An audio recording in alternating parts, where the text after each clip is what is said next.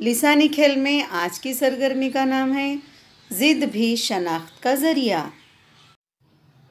مقصد ضد کی مدد سے الفاظ بنانا۔ ہدایت: جدول کی تکمیل کیجیے اور بامعنی الفاظ بنائیے۔ بطور اشارہ ان الفاظ کی ازداد دی گئی ہیں۔ اس جدول میں حروف تہجی س دیا گیا ہے، باقی حروفوں کو ہمیں اس میں ترتیب سے لگا کر بامعنی الفاظ بنانا ہے۔ کالا کی ضد سفید، سفید سفید۔ دشوار کی ضد آسان، آسان۔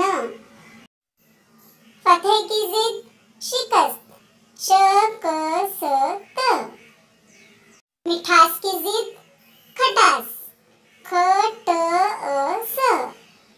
دشمن کی ضد دوست، دوست۔ بلندی کی ضد پستی، پستی۔ مہنگا کی ضد سستا، سستا۔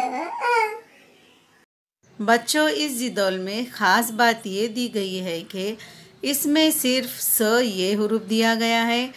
ترتیب وار اس طرح سے: پہلے کھانے میں، دوسرے، تیسرے، چوتھے، واپس تیسرے، دوسرے، پہلے۔ س اس حروف کو رکھتے ہوئے باقی دوسرے حروف جوڑ کر الفاظ بنائے گئے ہیں۔